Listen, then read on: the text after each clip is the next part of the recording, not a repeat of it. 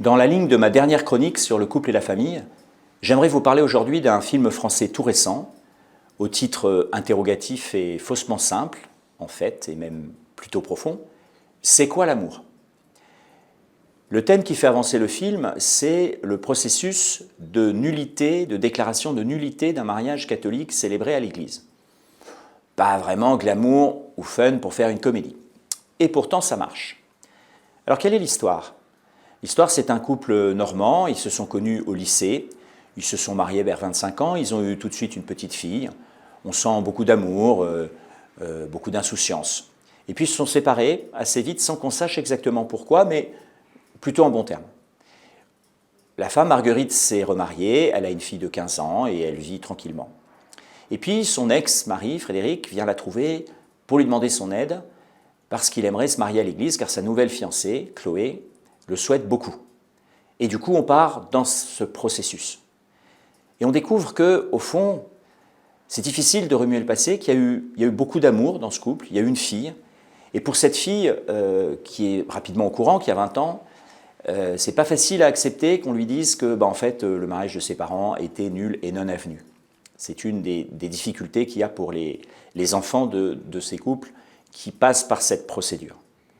Alors c'est une comédie dramatique, tendre, drôle, on ne rit pas à gorge déployée, mais c'est plutôt fin. J'ai trouvé notable que la foi catholique ne soit pas caricaturée, les deux prêtres sont plutôt réalistes et la nouvelle fiancée catholique, Chloé, est une personne aimable, pas du tout dogmatique, sympathique. Alors, ça nous met face à cette réalité de la déclaration de nullité, qui est un processus utile dans certains cas, quand le mariage a été très bref, quand il n'y a pas eu d'enfant, quand il y a eu manifestement contrainte, mensonge sur un élément important du mariage, etc. Il y a beaucoup de cas, enfin un certain nombre, mais qui là, dans le cas présent, ne semble pas vraiment adapté. D'ailleurs, on passe assez vite pour savoir qu'est-ce qui va finalement obtenir la nullité. Alors, c'est heureux d'ouvrir un débat sur quelles sont les deux options qui s'offrent à des couples qui vivent ces situations matrimoniales un peu complexes. Alors bien sûr, il y a d'une part, effectivement, la nullité, comme j'ai dit, dans certains cas très précis, mais qui dans d'autres cas ne sonne pas juste.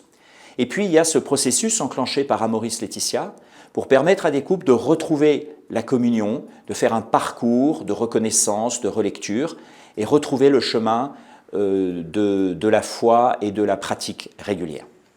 Voilà, en conclusion, cela nous montre que l'Église prend le mariage très au sérieux, comme le Christ, et en même temps, le Christ a dit qu'il ne fallait pas lier de pesants fardeaux sur les épaules des gens.